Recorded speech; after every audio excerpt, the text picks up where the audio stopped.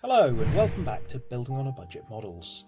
I'm Thomas and this is the second part of Bond's BMW Z8 build in 1/24 from Revell. Now, one of the first things that I always do with a car is look at the bodywork. The process of painting and polishing it takes the longest, so therefore it's what you should start with first. The body of the Z8 is pretty well moulded and looks pretty realistic, but is made of very thick, sort of heavy plastic, which meant that these bars across the middle, which were there to maintain the shape, need a lot of work from the clippers to remove, and then quite a bit of sanding afterwards to smooth out.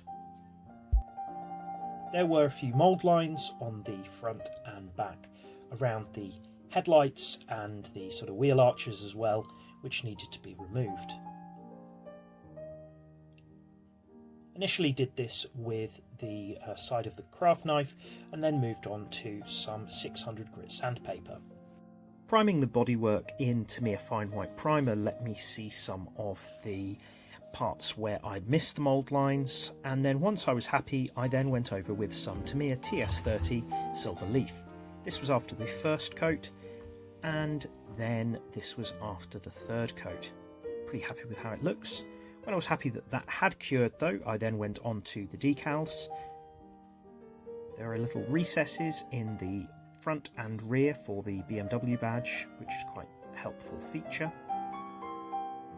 Having built so many race cars recently, it was quite nice to move on to a road car where almost all the decals were BMW badges. In fact, I think that this car has 7 BMW badges in total, but I've also added one, so there's an 8th one. There is also a silver Z8 logo underneath the badge here, which you'd see a lot clearer had I used a body colour other than silver. The indicators at the front and the tail lights are also decals. I presume that this is because these are quite thin parts and would have been awkward had they used parts of the clear sprue instead. I don't think this is a perfect feature, but it's okay, and hopefully they'll look a bit more realistic once I've added the clear coat. The tail lights themselves are actually very thin and are 2 different colours, so I do think that this would have been quite challenging to get the colours right at this scale. There should also be a very thin chrome strip underneath the tail lights. I figured that since I was doing the car in silver anyway, that this wasn't necessarily noticeable. A little bit of setting solution really helps here, conform this very thin decal to an awkward curved shape.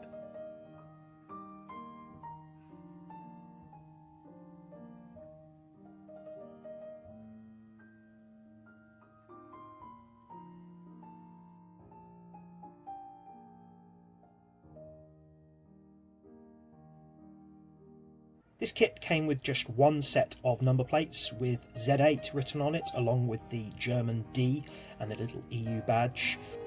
However, as I wanted to make this James Bond's car, I printed off these. I used these on my inkjet printer using white-backed paper. They came out pretty nice, though I would advise, if you're doing something like this, to turn down the quality setting slightly, as I felt that the yellow and the black bled into one another when I initially did it on high quality. The front one with the white came out really nicely. However, I probably should have done it a little longer, as it didn't go right to the edge of the number plate housing here. However, as it's on silver, I didn't really think it mattered, and you can still read it fairly clearly.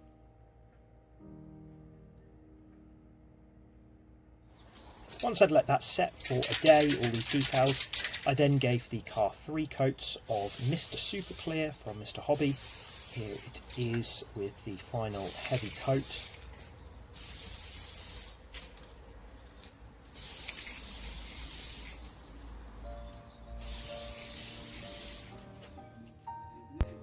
In my opinion, the BMWs that were driven by Brosnan in his first 3 outings as James Bond were little more than product placement. You can see shots like this, which pretty much look like an advert, seeing the car beautifully driven past these lush verdant forests. I felt that the Z8 was the nicest of the three cars and certainly wasn't as blatant an advert as the Z3. However, it wasn't used as well as the 750 in the car park chase scene in Tomorrow Never Dies. I then went on to do the wheels. It suggested to paint all of these in silver or aluminium. However, I chose to use some matte grey on the insides of the wheels, as I felt that gave better distinction against the brake discs and also gave the look of depth. These fit together very nicely, and just a little bit of Tamiya thin cement allows you to glue them together. The brake disc, however, is supposed to be left loose so that the wheels can rotate. I don't know whether mine will, but I've glued them together as instructed. The two front wheels are slightly thinner than the rear ones, so make sure you get them the right way round. However, the BMW badges for the centre of the hubs are all identical. After a day of letting them set, I then added a little bit of clear gloss to the centre just to add a little bit of a shine and protection to the BMW emblems.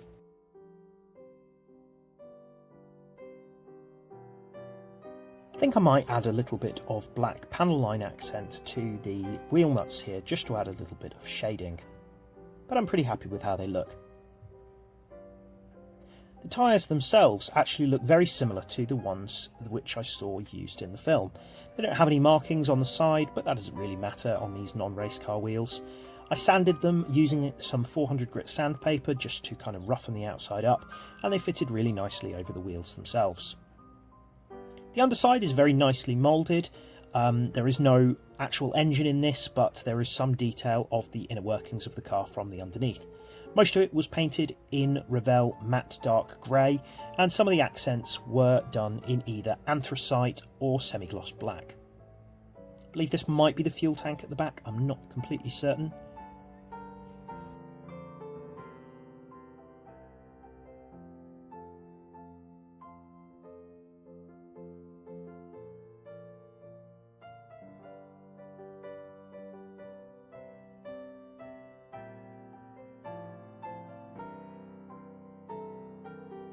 I painted the gearbox in Revell iron and then used some of the anthracite along these sort of strips along the side.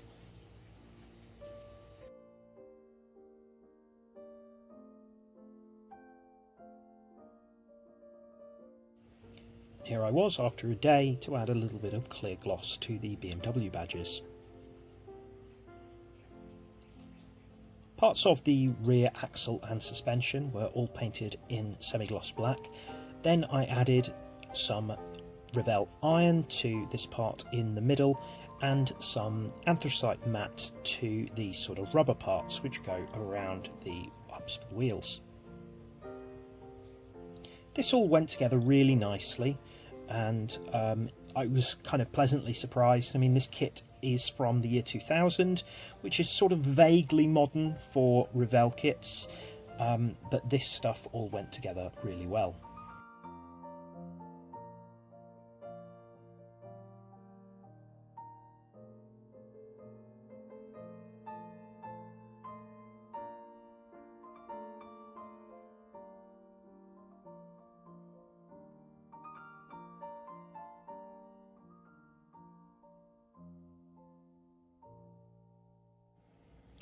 There are really clear pinholes in the undercarriage, as well as a little sort of hole for the drivetrain to connect, so this was no problem at all.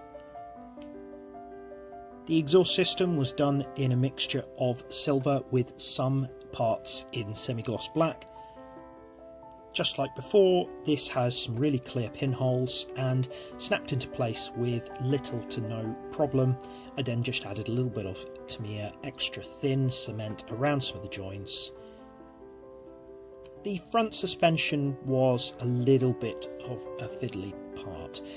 Firstly, there is this part here to let them turn. The suspension goes into the underside of the interior tub, Why they didn't put these wheel arches on the floor, I'm not really sure, because this bit here is a funny connection, and you'll see in my next video that I had issues when putting this into the bodywork as well. However, with a little bit of effort and careful pushing, as I didn't want to snap any of the parts, I was eventually able to get some of these in place.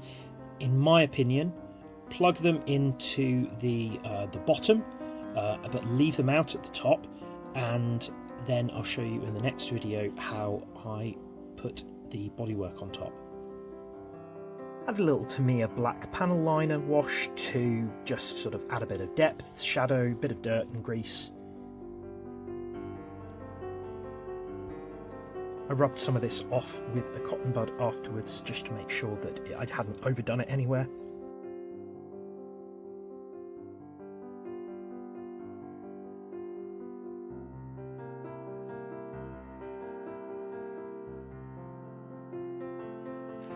And thanks for watching. Please do leave a comment, like, share and subscribe, and I'll see you soon.